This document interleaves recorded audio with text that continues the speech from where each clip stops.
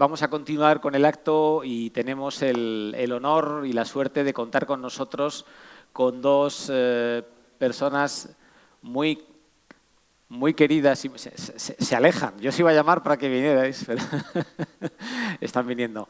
Los conocéis todos, Javier Nart, Edmundo Val.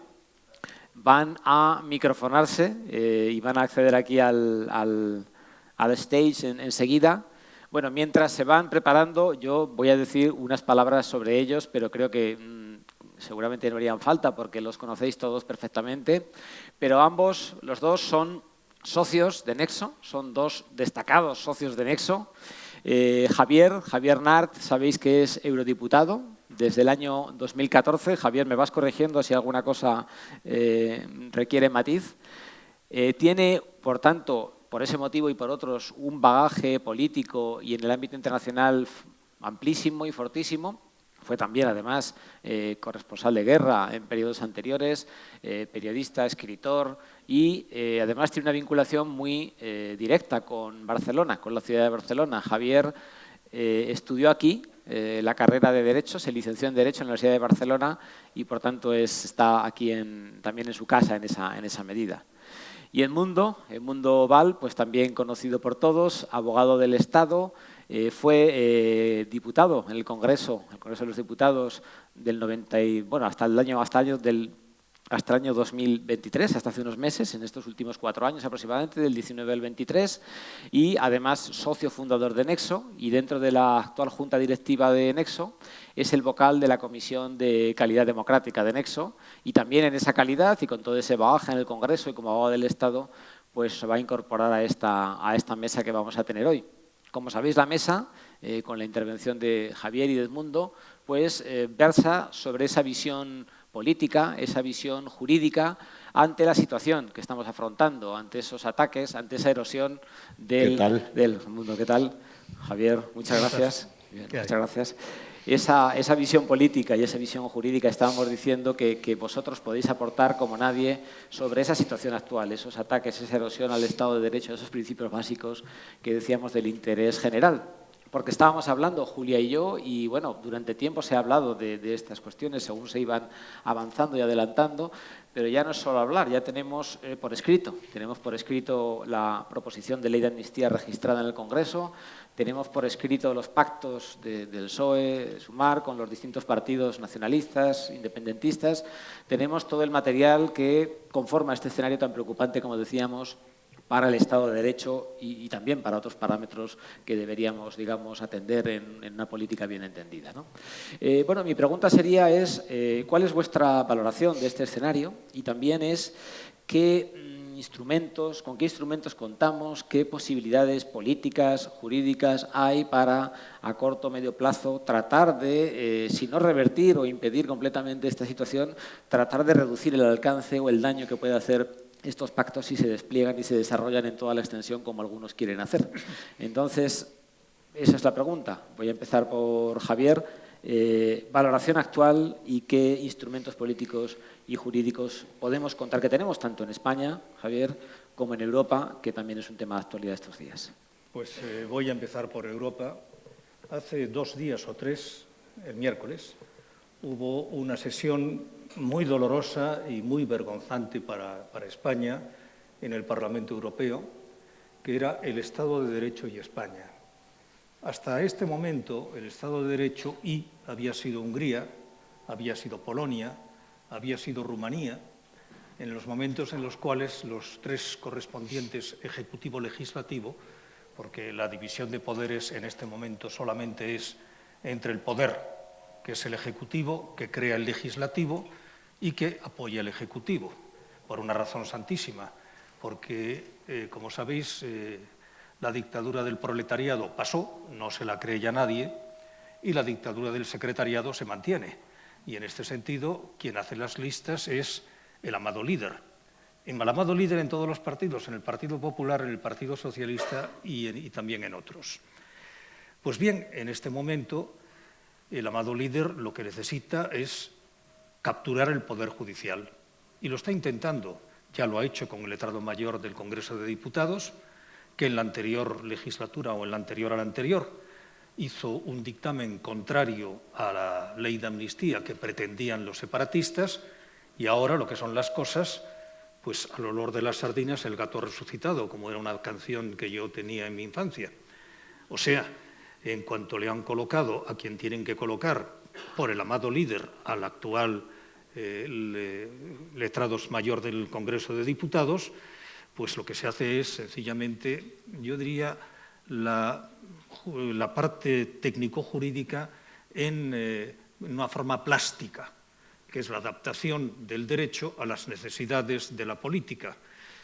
Mire, yo recuerdo un viejo anarquista que en una ocasión, cuando yo estaba en la librería de Ruedo Ibérico en París, en la avenida de Latran, en la Rue de Latran, ese viejo anarquista me dijo, mire usted, el derecho no es más que la justificación de la fuerza. Yo diría, él era un tanto extremo, pero yo lo que diría, en este momento progresivamente el derecho va siendo adaptado a las necesidades de la política de una manera vergonzosa. Y fue tan vergonzosa la reunión que tuvimos, o el plenario que tuvimos en el Parlamento Europeo, donde la mayor parte de los intervinientes, a Dios gracias, eran extranjeros, y donde lo que nos encontrábamos en el Partido Socialista y en boca de un ministro de Justicia que fue del gobierno de Felipe González, era decir como argumento glorioso que lo que hacía falta en España era un gobierno progresista y que la derecha no había sabido entender el resultado de las elecciones. Cuando no se estaba hablando de poder, se estaba hablando de derecho. Y el comisario que estaba sentado allá, que era Didier Reynders, belga, que es el comisario de Justicia de la Unión Europea, estaba con unos ojos no atónitos, sino sorprendidos de la desfachatez, yo diría ni siquiera de la desfachatez, de la cándida desfachatez, de decir claramente, sin darse cuenta, lo que estaban diciendo. Porque uno, saben ustedes, yo soy abogado, y de los abogados se dice que tenemos tantas opiniones como clientes. Pues en este caso, cuando uno está defendiendo el Estado de Derecho, hay ciertas cosas que yo diría son de mala educación, como eructar en la mesa. Y entonces se pueden decir cosas para apoyar lo que es inapoyable, pero con una argumentación de un cierto nivel. Pero cuando la argumentación estrictamente es política, ¿por qué es quedar desnudo y decir, mire usted, me pongo en pelotas porque estoy en pelotas? Y por lo tanto de lo que estoy hablando es de la gloriosa figura que tengo. Pero como la gloriosa figura que tengo, lo que estoy diciendo es que el vestido es extraordinario. Óigame, que no hay vestido, está usted diciendo que está usted en cueros. Y a partir de ese momento era extremadamente penoso, porque además este ministro fue ministro del gobierno socialista, y cuando uno, y ahora acudo al derecho, contempla la evolución del derecho, uno puede entender cuáles son las razones, incluso en las omisiones determinantes de la figura de la amnistía. En el Código Penal de 1995 se determina que la extinción de la responsabilidad penal se produce, y en este caso también de las condenas, bien por cumplimiento, naturalmente, por la muerte. Hombre, ¿para qué vamos a contar? El que se muere ya no tiene responsabilidad penal, la tendrá con el más allá, pero yo soy del más acá. Y después, otra de las posibilidades era el indulto. Código Penal del 95.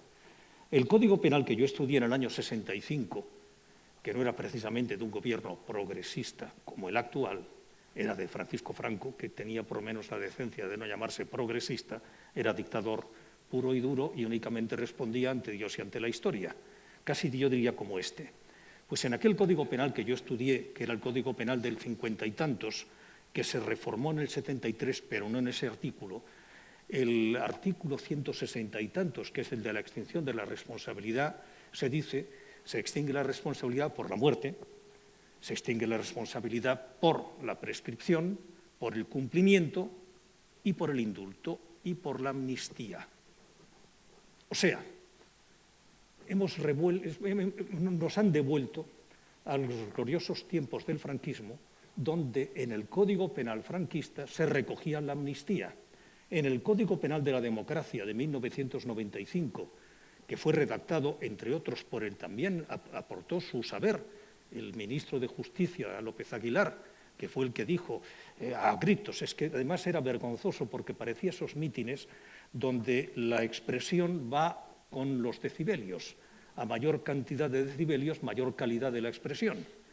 Y por lo tanto, a mí es una cosa que me ha revuelto siempre el estómago cuando se señala con el dedo, lo cual es una forma de, yo diría, casi una extensión de un supuesto argumento que casi es un arma, más que argumento.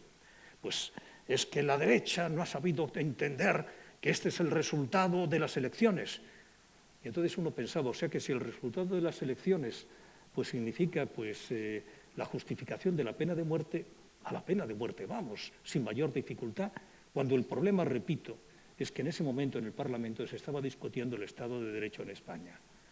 La cosa fue tan tremenda que teníamos a la secretaria de Estado de Justicia, cuya vida Dios guarde muchos años, y que dijo algo glorioso, porque es que además yo les diría, los argumentos son de tal endeblez que no se dan cuenta de lo frágiles que son y la vergüenza que producen en el resto de los españoles.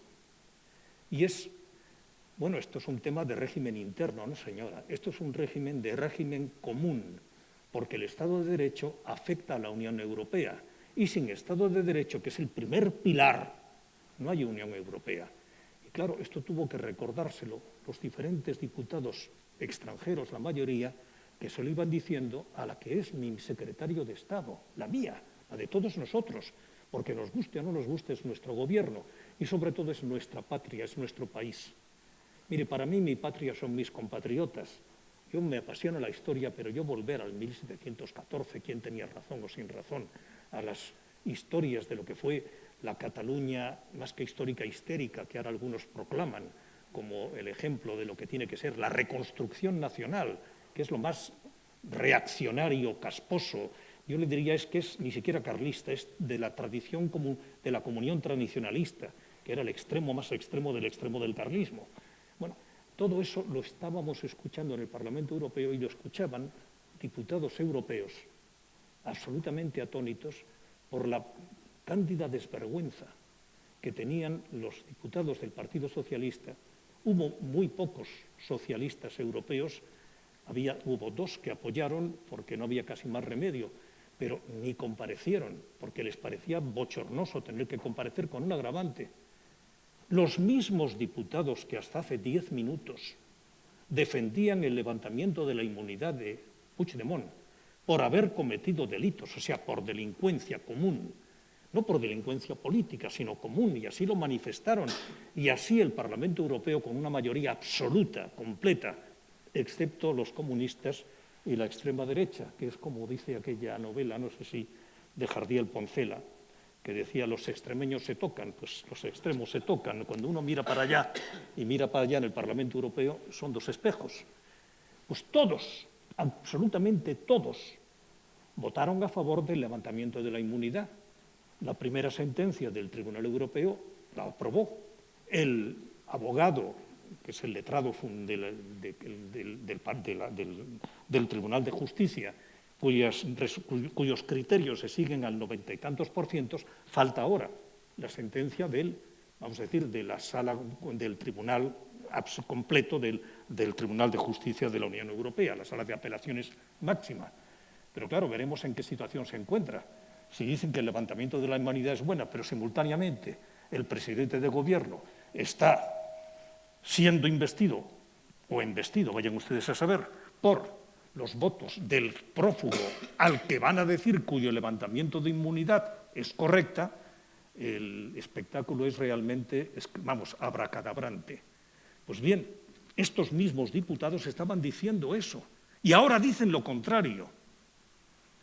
De verdad, en ocasiones, hombre, es decir que uno siente vergüenza de ser español, no lo he sentido jamás, pero siente uno una profunda vergüenza de algo donde el marxismo y la teología se juntan.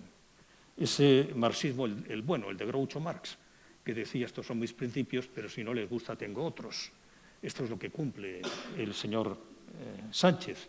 Y después hay una cuestión que es lo que cumplen los diputados socialistas. Y eso viene del Padre Nuestro, el pan nuestro de cada día, dánosle hoy.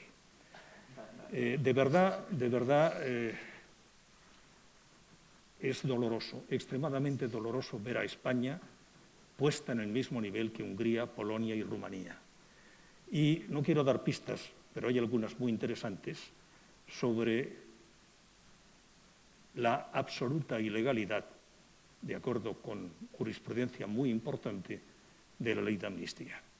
Esto que se le ha escapado a Boye y algunas malas lenguas dicen a una persona que sienta su dignísimo trasero en el Tribunal Constitucional. Sí, Javier, la verdad, muchas gracias por tu intervención. La verdad es que compartimos y sentimos ese desprecio. Tantos años de trabajo de eurodiputados, diplomáticos, políticos, sociedad civil, defendiendo el buen nombre de España, la democracia frente al relato y los usos y abusos del nacionalismo.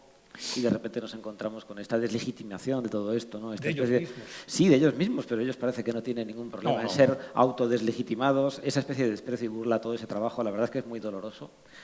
Y, mira, y esos debates... Hay gente que lleva los cuernos con gran dignidad, ¿eh? Sí, pues, no sé si lamentablemente por instinto de supervivencia política, pero eso es otro tema. Y sí que es verdad que esa desazón bueno, ver estos debates en el Parlamento Europeo sobre España en sí mismos se nos pueden abrir un poco las carnes, ¿no? Como compatriotas, pero también el hecho de pensar que es que ya en España no hay resortes para poder detener esta erosión y este ataque al Estado de Derecho, y miramos a Europa con esperanza y a la vez con esa especie de, digamos, bueno, amargura de decir, ya solo puedo mirar a Europa porque dentro de nuestro sistema, nuestro Estado, no podemos prevenir ni evitar estos ataques que se están sucediendo y que se quieren concretar y que me temo que podrían llegar a materializarse en el mundo. Entonces, tanto la valoración de la situación que tú hagas, como qué recorrido podemos esperar y qué mecanismos, qué acciones políticas, judiciales pueden tener algún viso de prosperar, aunque sea parcialmente, en estos meses y años. Sí, sí. Bueno, lo primero, buenas noches a todos y muchas gracias por estar aquí, sobre todo los que nos están también escuchando a través del streaming. Tengo un catarrazo de 3 pares de narices, pero aquí estamos, ¿no? Que es donde hay que estar. Y hay que estar aquí en Barcelona y no hacer esto en Madrid, porque bueno, me ha gustado mucho lo que ha dicho Julia respecto a lo emocional y lo que ha dicho Javier también respecto a lo emocional, al sentimiento. Y la verdad es que ahora leí la semana pasada, una columna del magnífico Ignacio Varela en El Confidencial y contaba que tiene una amiga, jurista, abogada, que le decía cómo me gustaría saber menos derecho. Ahora me gustaría saber poco derecho, porque es verdad que a los abogados, a los juristas, se nos parte el alma con esto que está pasando, ¿no? Se nos rompe el corazón. En mi caso, además, Julia, vosotros lo vivisteis aquí muy en primera línea. Yo lo viví desde Madrid. Lo viví desde Madrid en una situación en donde mis compañeros abogados del Estado, de aquí de Cataluña, me llamaban llorando, diciéndome, preguntándome si había un plan para después de que se declarara la independencia de la República de Cataluña, si había un plan de evacuación de los funcionarios constitucionalistas. Ahora puede resultar sorprendente e incluso hacer gracia, ¿no? Y decir, qué tío más exagerado. Esas cosas que siempre nos han dicho a nosotros los que vemos qué es lo que está pasando y lo que puede pasar. Pero eso pasaba con abogados del Estado, con técnicos comerciales, con inspectores de Hacienda, con inspectores de trabajo, con notarios, con registradores de la propiedad. Imaginaros el dilema de un registrador de la propiedad, en donde en la ley de desconexión se ponía que los bienes que estaban en el registro de la propiedad a nombre del Estado, al día siguiente de proclamarse la independencia, tenían que ser puestos a nombre de la República Independiente de Cataluña. Y los registradores, yo era una época grande el presidente de la Asociación de Abogados del Estado y por lo tanto me conocían personalmente, llamaban diciendo, ¿qué hacemos al día siguiente de proclamarse la independencia? Porque si no cambiamos la inscripción del registro de la propiedad, nos fusilarán los catalanes y si lo hacemos, nos encarcelarán las autoridades españolas. Claro. En esa situación nos encontrábamos ¿hasta cuándo? Pues hasta que vimos al rey en la televisión. Hasta ese día nadie sabía qué era lo que iba a pasar. Yo, además, en el corazón llevo el hecho de ser loafer. Yo me voy a hacer camisetas, me voy a hacer chapas y voy a decir, yo soy loafer. Yo soy el instrumento jurídico de un gobierno fascista que no ha respetado el derecho a la autodeterminación de los gudaris, de la libertad del pueblo catalán. Unos señores muy valientes se alzaron en contra de un Estado fascista, proclamaron durante 7 segundos la independencia de Cataluña y algunos nos dedicamos a perseguirlos porque habían cometido delitos. Habían cometido delito de rebelión o de sedición, habían cometido delitos comunes de malversación o desobediencia.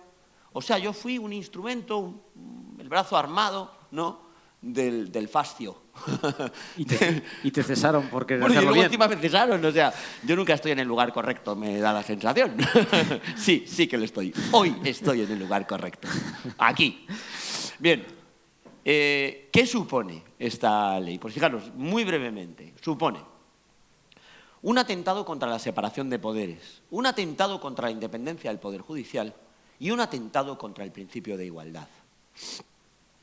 Contra la independencia del Poder Judicial y contra la separación de poderes, dice, con todo, me ha gustado mucho lo de la candidez, de la desvergüenza que ha dicho Javier Nart, ya sin ninguna candidez, sino con una absoluta sinvergonzonería, dice el preámbulo de la proposición de ley que presenta el Partido Socialista en el Congreso de los Diputados, dice que no pasa nada con la separación de poderes, que ¿de qué nos alarmamos? El Parlamento fabrica las leyes y los jueces las aplican. ¿Y qué problema tenemos entonces con la separación de poderes? Pues fijaros, tenemos el problema, en primer lugar, de que una ley de amnistía, posiblemente, luego volveré sobre esto brevemente, posiblemente inconstitucional, yo diría que seguramente inconstitucional, lo que hace es perdonar la pena, perdonar el delito, borrar del ámbito jurídico la comisión del delito, hasta ahí es lo normal que hace cualquier amnistía, borra las responsabilidades administrativas y borra también las responsabilidades contables ante el Tribunal de Cuentas de esos dineros que todos los españoles, pagando nuestros impuestos, hemos aportado al erario común y que fueron utilizados para cometer delitos en manos de una gente sectaria y fanática que querían llevar a buen puerto sus ideas políticas con el dinero de todos, con vuestro dinero, con el dinero de todos los que estamos aquí, con el dinero de todos los españoles. Bien, primero el ámbito, pero es que en segundo lugar resulta que esta ley dice, mire, y vamos a establecer más excepciones al régimen general, como por ejemplo, que esas medidas cautelares que le llamamos juez, pero es un señor excelentísimo, señor magistrado, don Pablo Llarena, el juez Llarena, tiene adoptada en el ámbito de la instrucción de la causa, las alzamos de forma inmediata. Oiga, pero ¿y el juez entonces no puede valorar si existen razones para que se mantengan esas medidas cautelares? No, porque no nos fiamos de los jueces. No vaya a ser que la cosa salga mal, se nos enfada don Carles y nos hace aquí una pirula. Claro, y no se mantiene la gobernabilidad y después de la investidura pues nos empiezan a poner ladrillos en el camino, ¿no? Chinchetas, claro. Se alzan las medidas cautelares, que es inaudito, se desposee al juez de su potestad de ver si existe una situación en donde debe haber medidas cautelares. Y aún más, las cuestiones de inconstitucionalidad que se puedan plantear por los tribunales españoles ante el Tribunal Constitucional, que usualmente tienen efectos suspensivos respecto a la aplicación de la ley, en este caso no. Para todos los casos sí, pero en este caso no. O sea que es la máxima desconfianza del poder que tiene el juez de poder interpretar la ley a la hora de aplicarla, de juzgar y hacer ejecutar lo juzgado como el artículo 117 de la Constitución establece. Es una lesión evidente del principio de separación de poderes, del principio de independencia del Poder Judicial. El juez que tenga que aplicar esta ley lo hará engrilletado, lo hará esposado, tendrá que cumplir con lo que estrictamente el Poder Legislativo al servicio del Poder Ejecutivo le dice que tiene que hacer, le ordena que tiene que hacer, sin darle ningún margen de maniobra para poder discutir siquiera algo tan relevante como la posible presunta inconstitucionalidad de una norma con rango de ley que produce estos efectos tan demoledores contra el principio de justicia. Pero el principio de igualdad ya es el colmo, porque dice el preámbulo de esta proposición: Miren, no sé de qué se quejan ustedes del principio de igualdad. ¿En qué están ustedes pensando? ¿No seríamos igualitarios si dentro de la masa de independentistas a unos les amnistiáramos y a otros no? Pero como amnistiamos a todos, pues no hay problema. Es que uno se ríe, ¿no?, cuando escucha este argumento tan ridículo en la exposición de motivos. Mire, que lo que estamos hablando es que hay unos señores, hay unos pobres delincuentes que han decidido pegarle un palo al tesoro público con el afán de miserables, de comprarse una casa, de comprarse un coche, de gastárselo por ahí, de quedárselo en su bolsillo, de enriquecerse. Y estos pobres individuos no van a ser amnistiados, porque no lo hicieron por la independencia de Cataluña. Los que, sin embargo, robaron el dinero público por la independencia de Cataluña, esos sí, serán amnistiados. Hay un argumento muy brillante que he escuchado en los últimos días que dice que esto es una discriminación por razones ideológicas. Porque claro, solamente resultan beneficiados aquellos que tienen ciertas ideas políticas, no los otros, que los pobres solo querían robar sin más. Unos ladrones de medio pelo. Como Dios manda. Como Dios manda, unos ladrones honrados, que lo que querían era echárselo a su bolsillo y hacer lo que hacen todos los ladrones. Caray, disfrutar del dinero que roban. Claro. Esto ya es el colmo de los colmos. Luego el principio de igualdad tiene otro carácter también curioso, y es la comparación de casos que nos citan, ¿no? Hay uno especialmente aberrante, especialmente chirriante. Se citan muchos casos del Tribunal de Justicia de la Unión Europea y de otros países de nuestro entorno en donde ha habido amnistías.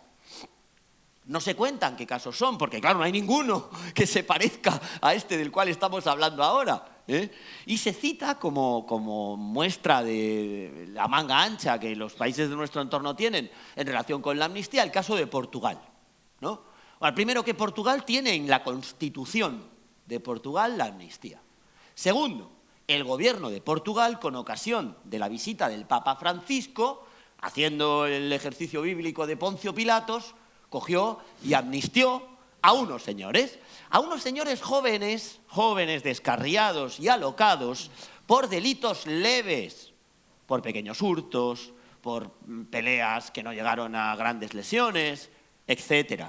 ¿Me estás comparando este caso con el de Carles Puigdemont y compañía, de sedición, rebelión, desobediencia a los mandatos del Tribunal Constitucional y malversación de caudales públicos por importe, como bien dijo la sentencia de la Sala Segunda del Tribunal Supremo, superior a 250 millones de euros, y que el Tribunal de Cuentas ha fijado en torno a unos 3 millones y pico de euros? Son comparables estos casos, por favor. Esto es especialmente irritante porque nos toman por tontos. Esto es lo que yo no puedo soportar. Aparte de cómo me chirrían las estructuras de mi querida España, sobre todo es que me toman por imbécil. Es que el que se crea esto, ¿en qué está pensando? De verdad, por favor. Es que no tiene ni pies ni cabeza. ¿Y qué podemos hacer desde el punto de vista jurídico? Pues ya os digo, nos han maniatado a nuestros queridos jueces españoles, al juez Llarena, al juez Marchena, al juez García Castellón. Nos han maniatado. Mirad, el principio de igualdad tiene un caso en esta ley que es absolutamente increíble de explicar. No se puede explicar. Si alguien tiene alguna idea para explicarme esto, por favor, después que me lo cuente. Y es el delito de terrorismo.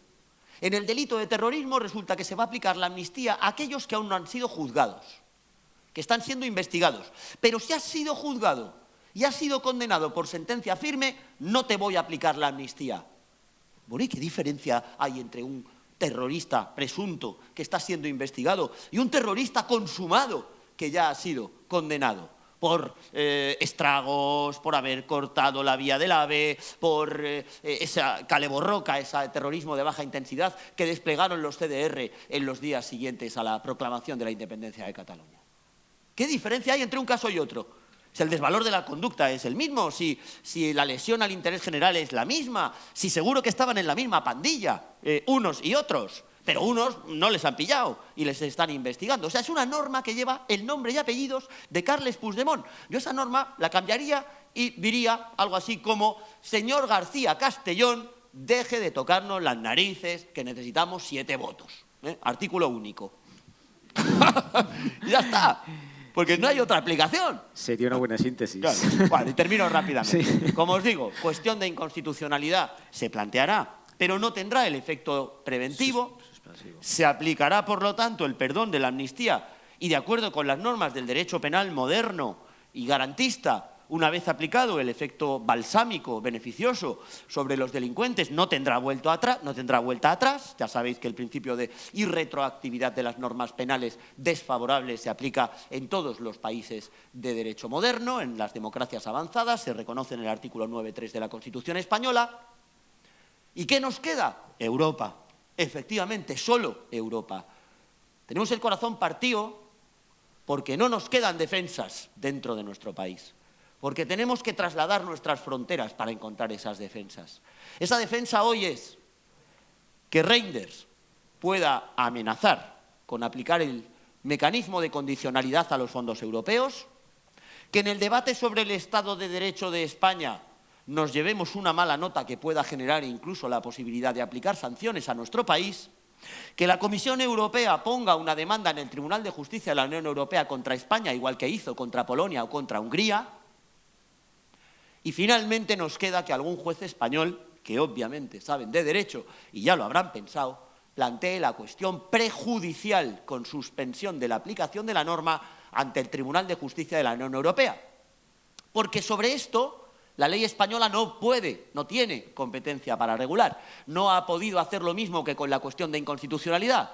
No ha podido decir, oiga, y si plantea usted la cuestión prejudicial, yo, España, digo que no tendrá efectos suspensivos. No, porque no es tu competencia, es competencia de la Unión Europea, y en ese último recurso, que es la cuestión prejudicial ante el Tribunal de Justicia de la Unión Europea, si el juez español pide la suspensión de la aplicación de la norma, cifro yo la última barrera, la última frontera que tenemos para que no se perpetre esta tropelía contra el Estado de Derecho, que, como muy bien ha dicho Javier, es el primer pilar de la Unión Europea, de todos los países que tienen una democracia avanzada y que estamos en este club selecto que es la Unión Europea.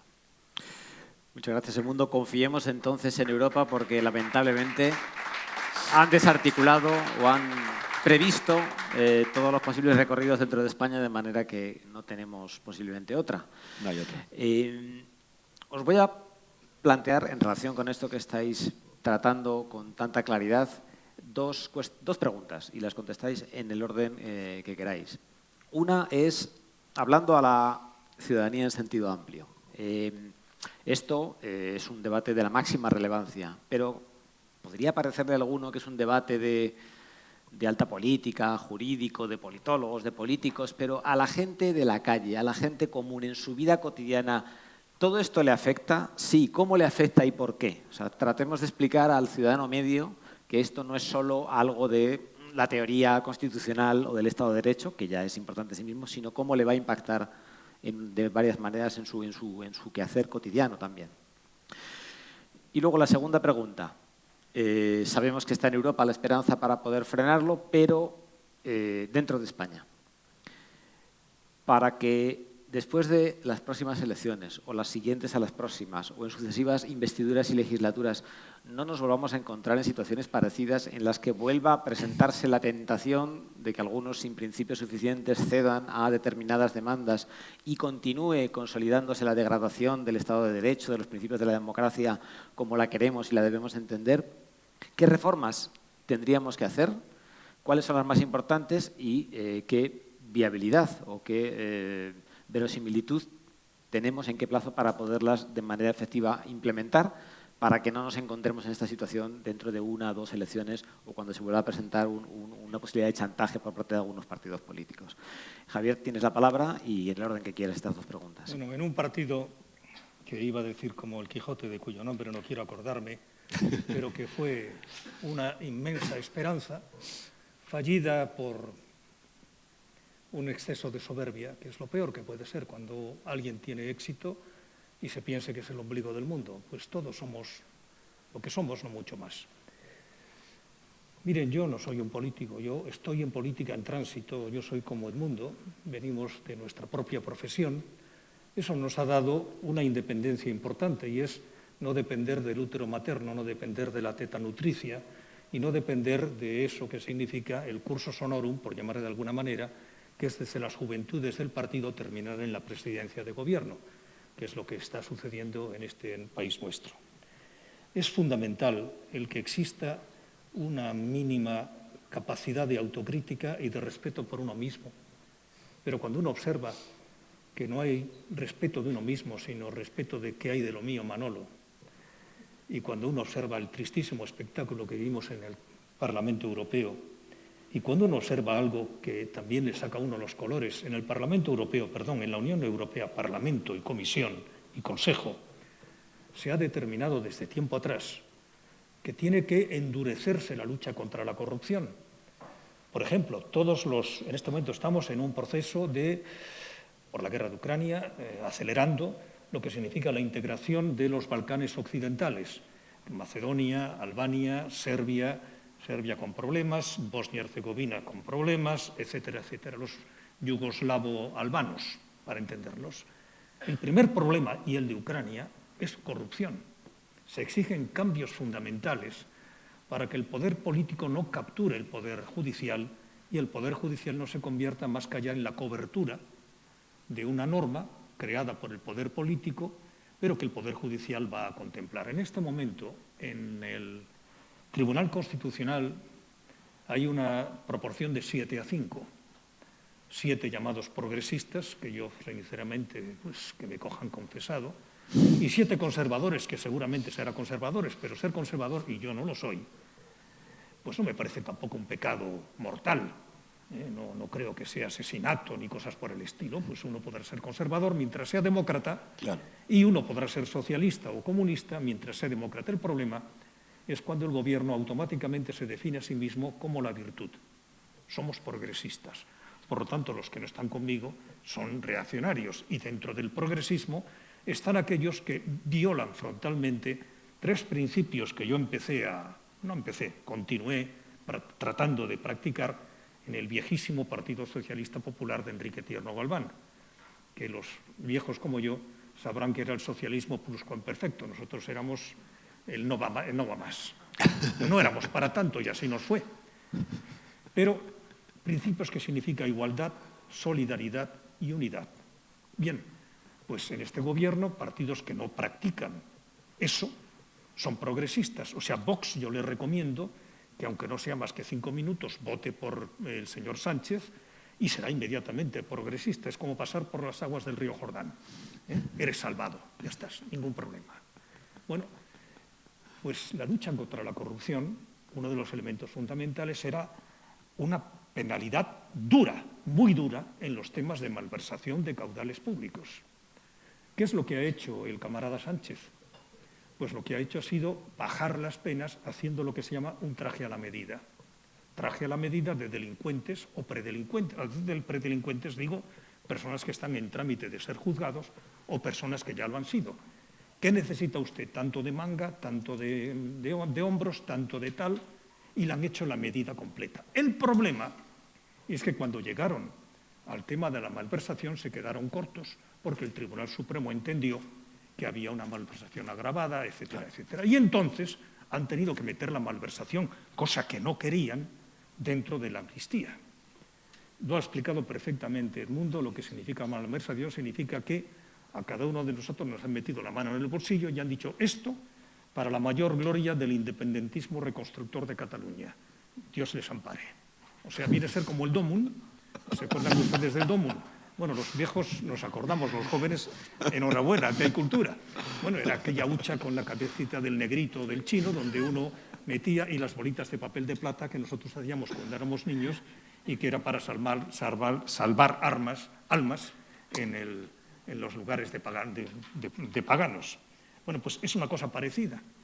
Están atónitos y el comisario de Justicia, absolutamente escandalizado, no de que se reforme tal o cual cosa, porque, por ejemplo, cuando se está diciendo que la amnistía en Portugal, además, efectivamente, y también se habla de otras amnistías, bueno, en Portugal están prohibidos los partidos separatistas, y en Alemania también, claro, y en Francia también, y en Finlandia, en Estonia, Lituania, Letonia. Les puedo dar la lista de los Reyes Magos de los reyes godos entera, porque excepto 2 países donde se admite la secesión, uno es Etiopía, y recuerden ustedes cómo han ido a los tigriños, que han tenido una guerra feroz de exterminio por parte de los unitarios etíopes, a pesar de que su constitución permite la secesión, y después hay otro país extremadamente importante, se llama Saint Kitts y Nevis, que está en el Caribe y que son 2 islas, Saint Kitts y Nevis.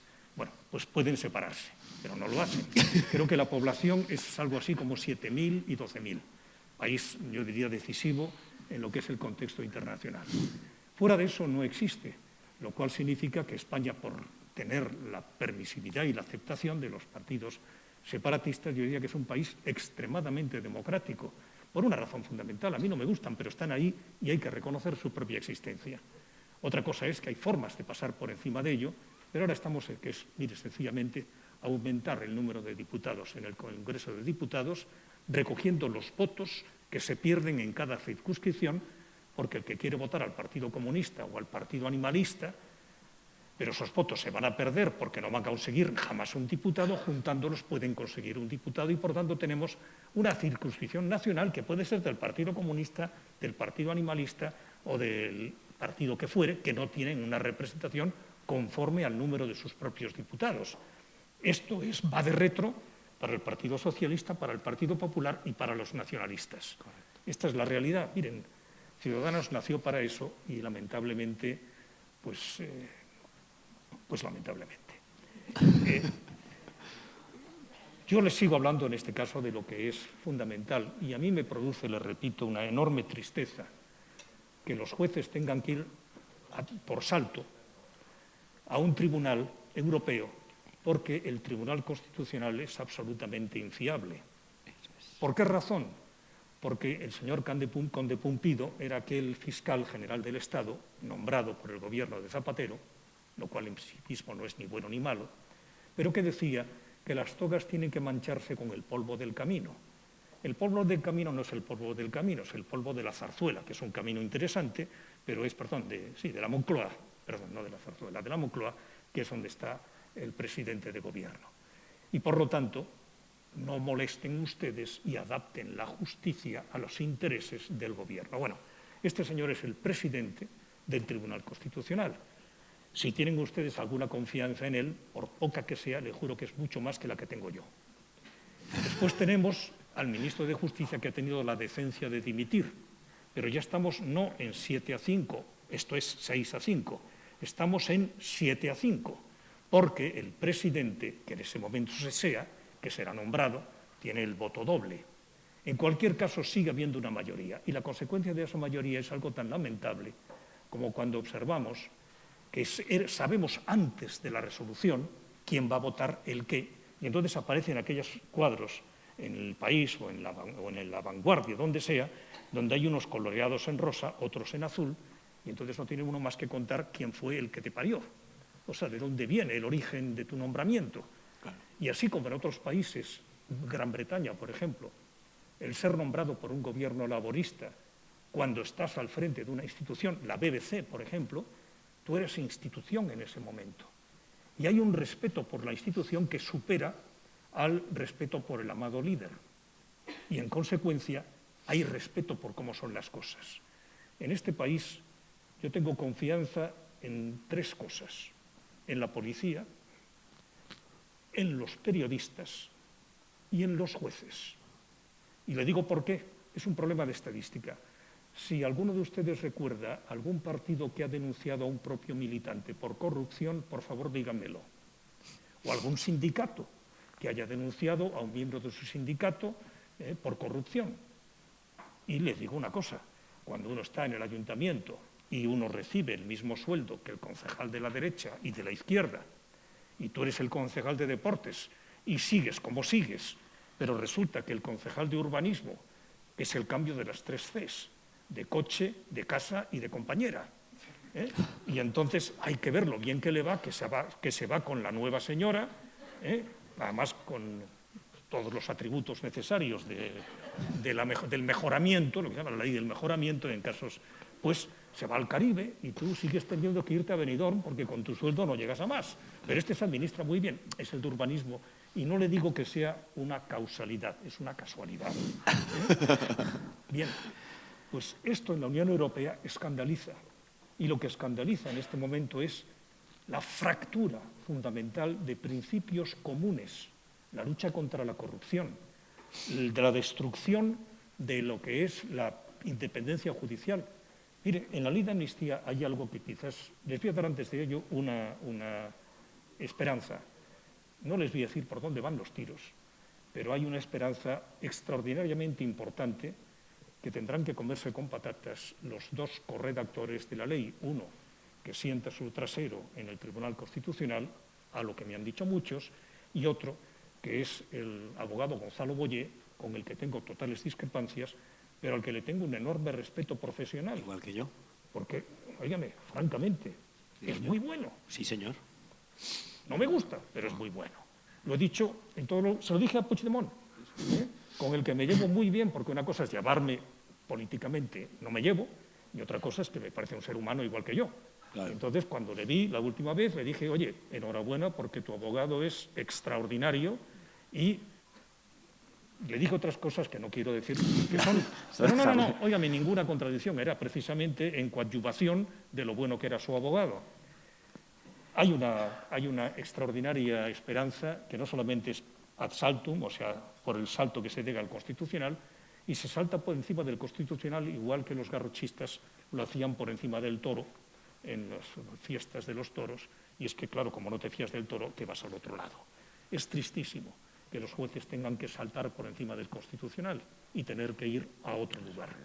Y hay, y concluyo, un punto que es extraordinariamente interesante en la ley de amnistía. La ley de amnistía, aparte de que es, si fuera indulto, es general, porque no se amnistía a Pedro, Judas, Luis y Manolo, se amnistía a todos aquellos que hayan participado en cualquier cuestión que tenga que ver con la independencia de Cataluña, pero no solamente en este momento, sino que se entienda que las persecuciones de las que pueden ser objeto tienen origen en una actuación que tenga su causa en la independencia. Y les diré, este magnífico abogado que es Gonzalo Boyer tiene una causa abierta por blanqueo de dinero como consecuencia de un cliente fuera de toda duda, y digo fuera de toda duda porque es indudable, que es Sito Miñanco. Conocen ustedes, el que participaba en un tránsito de materia blanca entre Colombia y Europa. No digo que fuera harina, fariña, que dicen en Galicia, ¿no?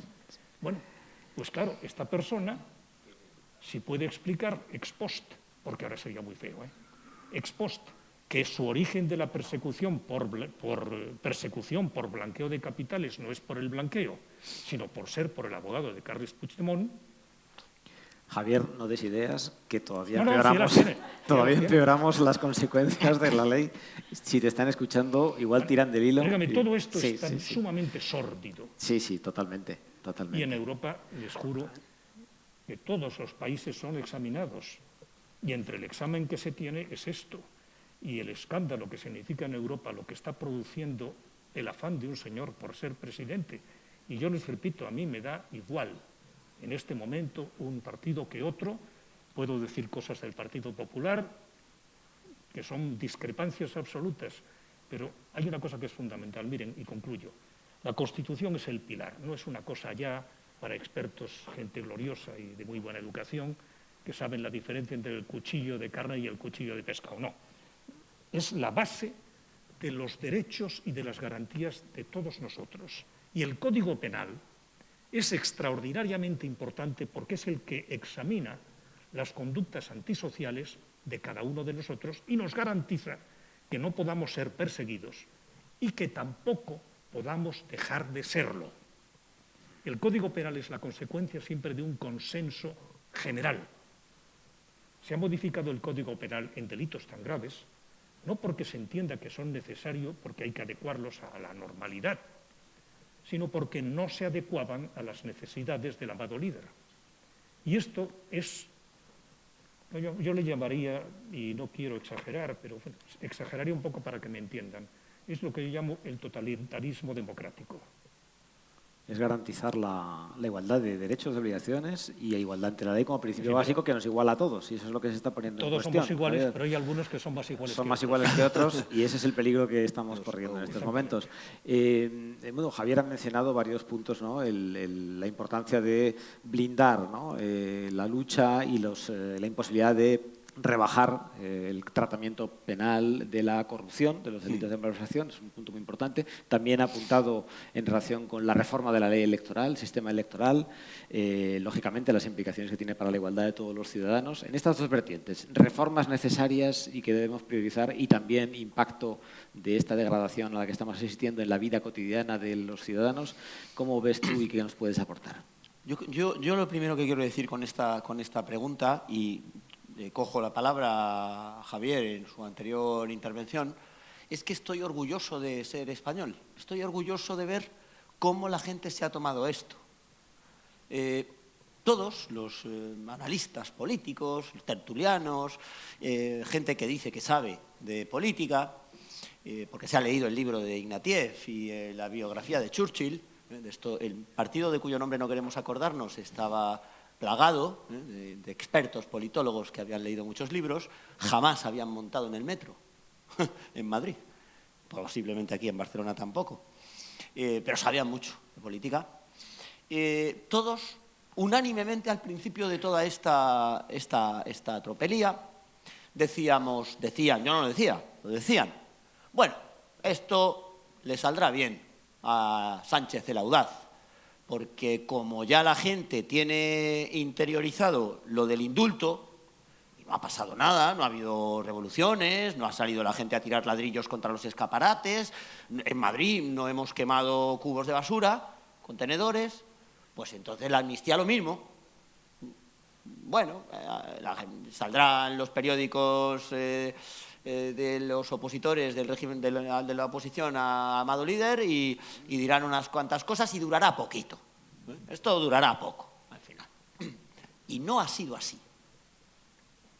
No estoy con ello ni muchísimo menos, quiero hacer aquí un paréntesis importante, alegrándome del acoso que ciertos grupos y ciertas personas están haciendo respecto a la sede del Partido Socialista en la calle Ferraz o en donde sea. No me gusta nada eso. No me gusta nada. Y a mí, de hecho, me han preguntado, incluso alguno me ha invitado para que fuera con él a pegar allí unas voces antes de que llegaran los neonazis, cuando va la gente de bien, en palabras del grandísimo sacerdote Núñez Feijóo, ¿no? Los españoles de bien. Cuando los españoles de bien van a la calle Ferraz y a pegar gritos, pues se quedan muy a gusto. Los partidos políticos son la estructura, los vehículos que canalizan las opiniones de la sociedad.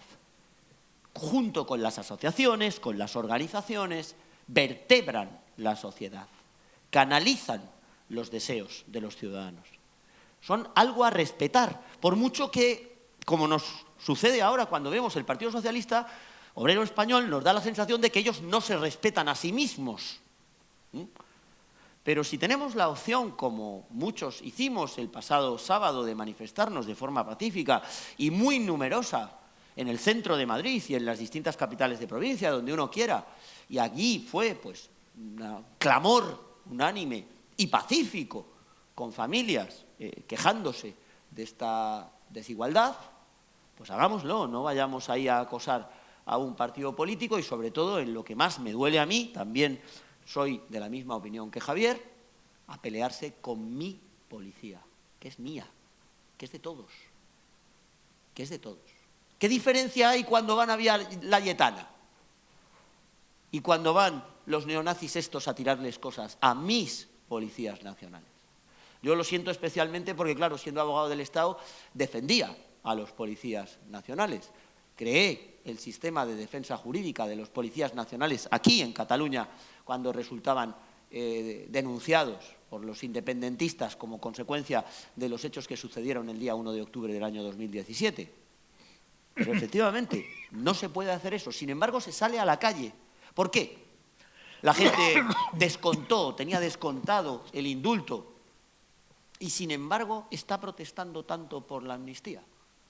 Pues porque claramente se ve por qué se da la amnistía. porque la desfachatez ha sido ya suma.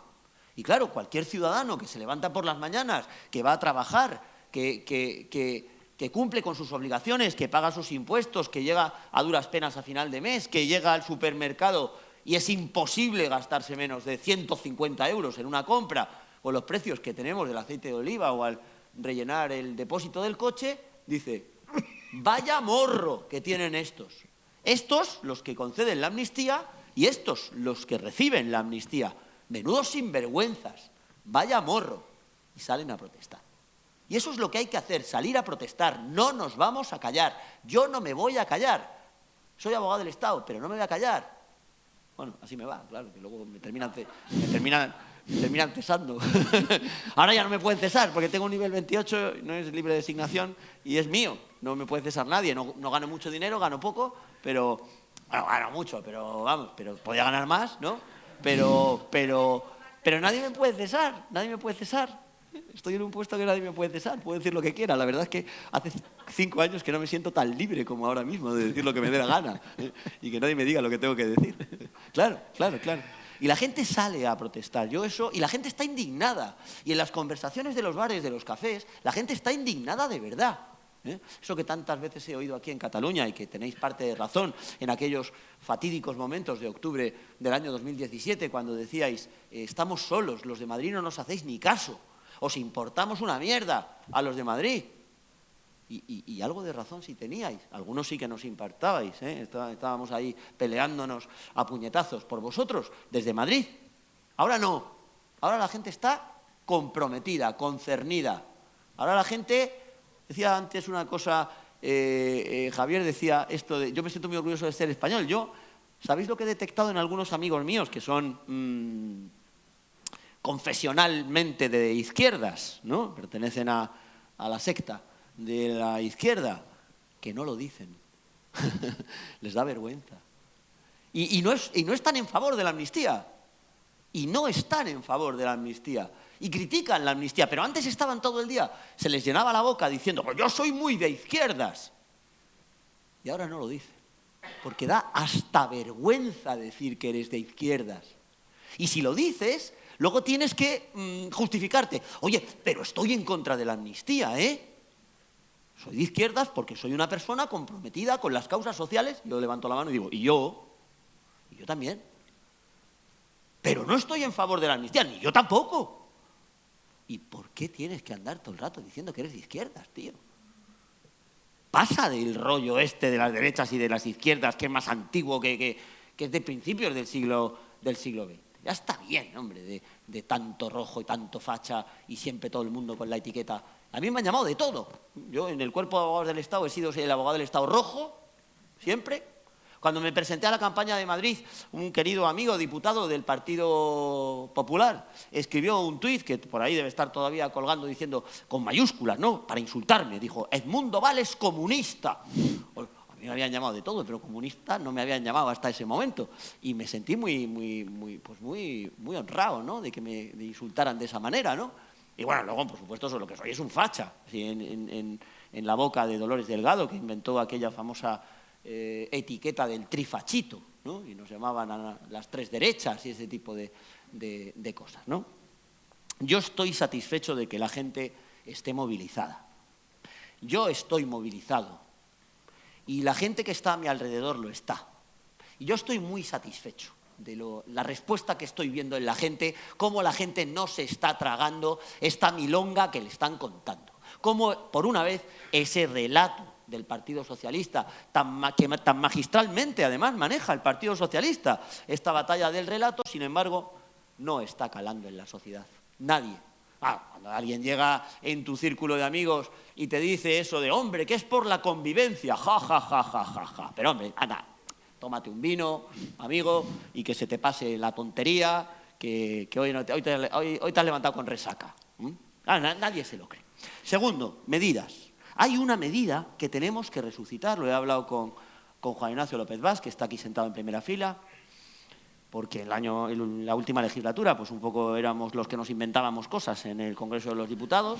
Tenemos escrito, Javier, en el boletín del Congreso de los Diputados, una reforma de la Ley Orgánica del Régimen Electoral General, Juan Ignacio López Bas y yo, con los técnicos de Ciudadanos, que está, pues bueno, una revolución, eso que ha dicho Javier también, de la correspondencia entre los votos y los diputados y la representación política.